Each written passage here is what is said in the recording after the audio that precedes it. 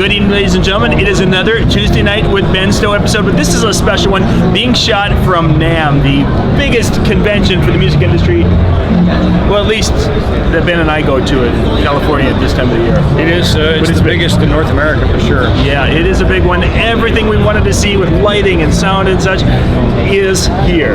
Yeah, and musical instruments, of course, things. I had a guest who is here today for the first time, and he said, "What do you do? Just kind of start at one end and go to the other?" I said, "You can't.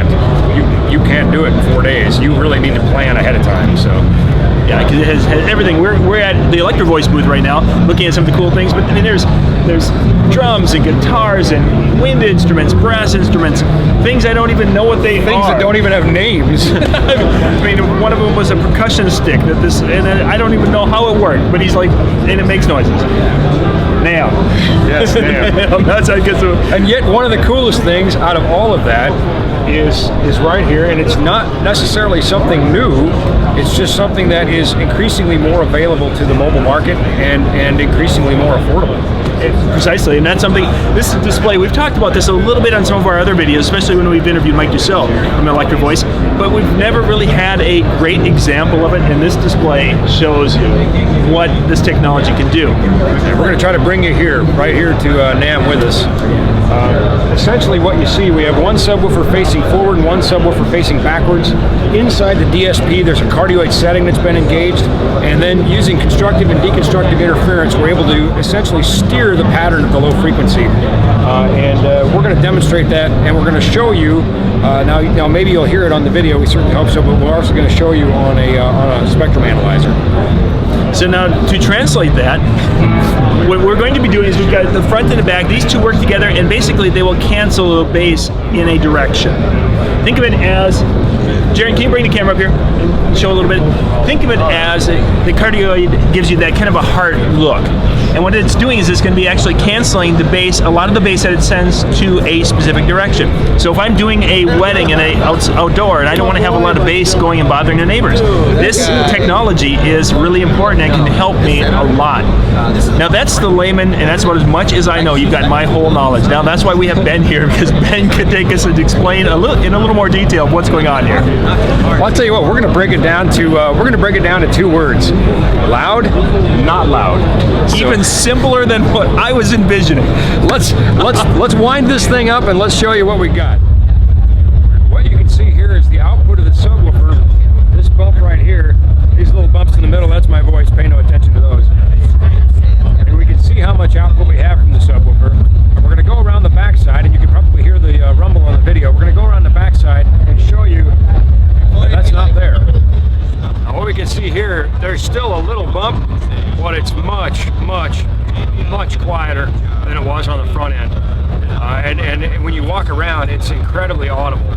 And if we look here at the display, we can see that this sub is running.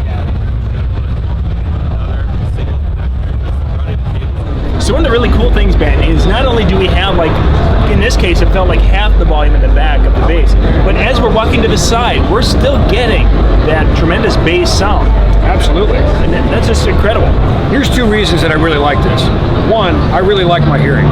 It's essential for me to do my job. If I lose my hearing, my job is in jeopardy. And if I'm behind the rig, I don't need that bass there. I want to point the loud part towards the people.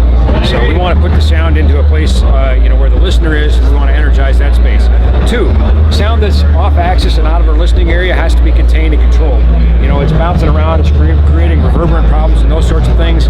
And 3, and here's a real kicker for our DJ viewers, if we think about this, and we talk about wavelength and frequency, and I'm trying to keep this simple, but every frequency has a wavelength, and of course we know that when these waves interact at 180 degrees phase, we create cancellation.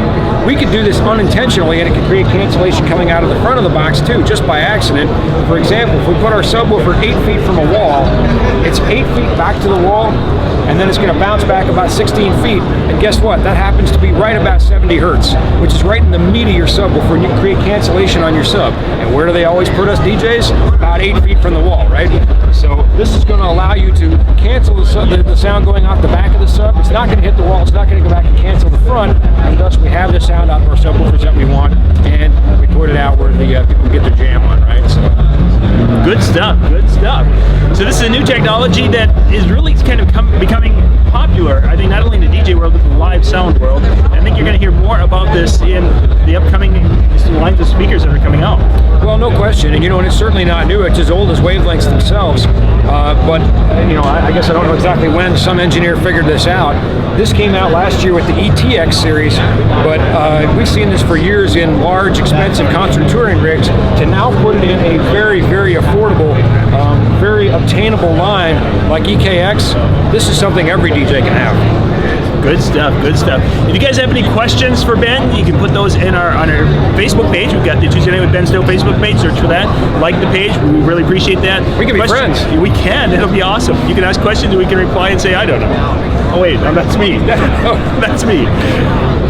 Put your questions, thoughts in the comments below. We really appreciate all of your thoughts, and especially at these shows. When we're running into you guys in the hallway, stop by, shake our hand, and let us know you watch the show. We really, really appreciate that. I've had a little bit of that now. I've actually had manufacturers and even some other retailers who's kind of admitted, they said, I'm a big fan. So, it's pretty wild. Anyway, glad it's useful. Thanks for watching, and we appreciate your questions. Yeah, thank you very much for watching. This is John Young from This Jockey News and This Jockey News TV, and Ben Stowe from LFX Pro. Good night.